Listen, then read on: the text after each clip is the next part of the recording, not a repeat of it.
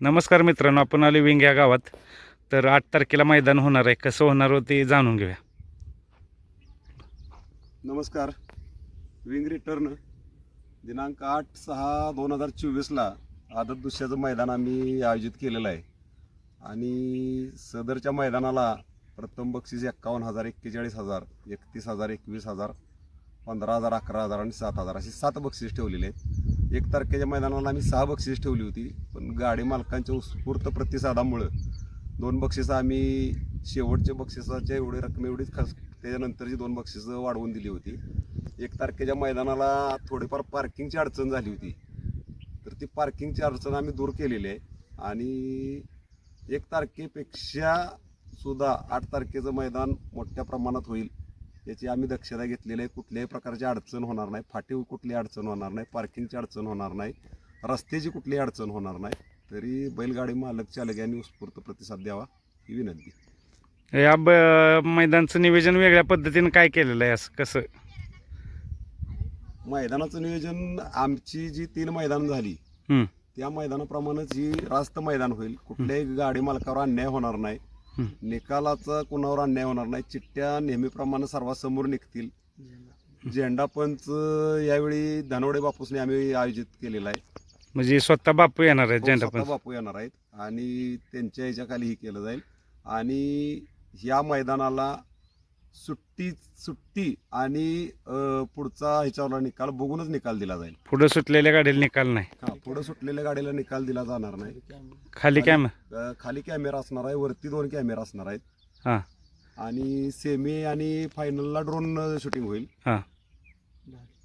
आणि याला बक्षिसाबरोबर डालींचं पण हे केलेलं आहे, नियोजन केलेलं आहे. म्हणजे ढाली पण प्रत्येक विजेत्याला गाडीला दिलं जाईल. मला वाटतं पाठीमागच्या मैदानाला ढाली द्यायच्या राहिल्या त्या अनावधानानं ढाली द्यायच्या राहिल्या. ढाली आणल्या होत्या पण ते द्यायच्या राहिल्या, विसरून गेल्या म्हणा. मग ह्या मैदानाला ढाली देण्यात येतील.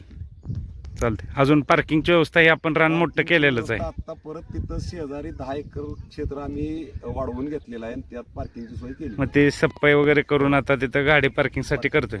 पार्किंगची रस्त्याची कुठलीही अडचण आता येणार नाही. नियम कसं असतील? फॉलचं ही रेग्युलर आहे तीच? रेग्युलर आहे तीच. लॉबी टचला निकाल असेल, तास पलटीला निकाल नसणार आहे. प्रवेश फीचं सकाळी येणाऱ्यांच्यासाठी काय असेल? काय फी 1,000 रुपये राहील. आणि कधी यावं? गाडी मालकांनी लवकरात लवकर येऊन गाड्यांची नोंद करावी, जेणेकरून लवकर फायनल होईल. मागच्या मैदानाला आम्ही 430 गाड्या होऊन सुद्धा आम्ही फायनल झालं. तरी गाडी मालक चालक यांनी आम्हाला सहकार्य करून लवकरात लवकर गाड्यांची नोंद करून फायनल व्हावं. फायनलसाठी सगळ्यांनी सहकार्य करावं. पाठीमागं 11 वाजता पहिला गट पळला होता. ह्या मैदानचं नियोजन काय 10 वाजता पळणार का गट? 10:30 वाजता पहिला गट पळेल आमचा. म्हणजे पहिला गट खाली जाणारच. आणि यावेळी 5:30ला फायनल होईल. जे उजेडा सकटच फायनल होईल, जी लाईट वगैरे लावायची गरज पडत नाही. ओके, धन्यवाद. किरण बेशे बोला, तुम्ही काय म्हणताय? नमस्कार. येत्या 8 तारखेला मोजी विंग रिटर्न 4थे पर्व. महत्त्वाचा बैलगाडी मालकांना अजून विंग रिटर्न विंग पॅटर्न कळला नाही. जे बैलगाडी मालक आले त्यांना माहीत आहे. महत्त्वाचं मैदान होतात, पण या मैदानाचं विंग रिटर्न म्हणजे या मैदानात जर का समजा एका वेळी 5 गट खाली गेले, बजर वाजला, तर एक जर का गावची गाडी असली, गावची या मैदानाला गाडी पळणार नाही. आता जे 8 तारखेला मैदान होते त्या मैदानात गावची गाडी पळून दिली जाणार नाही. परंतु लक्षात घ्या, बैलगाडी मालक आपण लवकर येणं आपले गरजेचं आहे. कारण मला वाटतं आता या मैदानाला मला वाटतं 400पेक्षा अजून गाड्या जास्त वाढतील.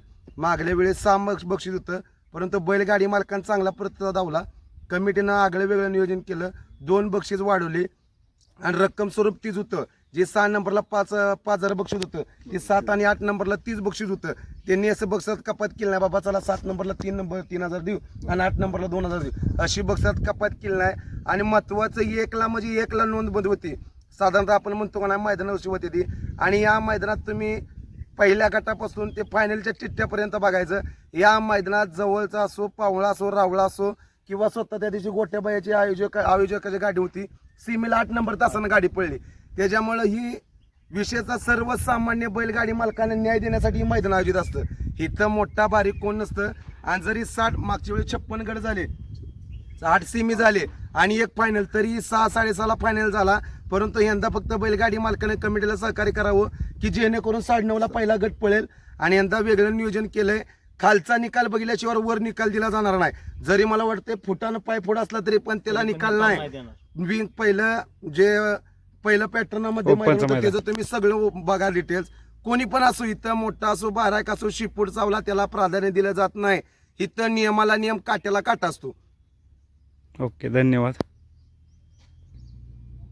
नमस्कार. मागल्या मैदानाला थोडी पाण्याची आमच्याकडे गैरसोय झाली होती. यावेळी पाण्याची गैरसोय कुठल्याही प्रकारची होणार नाही. 3 टँकरची व्यवस्था केलेली आहे. म्हणजे खाली एक असेल, दोन्ही साईडला 2 असेल. 2 साईडला 2 असतील, वरच्या बाजूला 1 टँकर असेल. त्यामुळे बैलगाडी मालकांची पाण्याची गैरसोय कुठली होणार नाही. मागल्या मैदानात आमच्याकडे गैरसोय झाली पाण्याची. तो आला आणि खाली ट्रॅफिकमुळे खाली अडकलं होतं टँकर. ओके, धन्यवाद.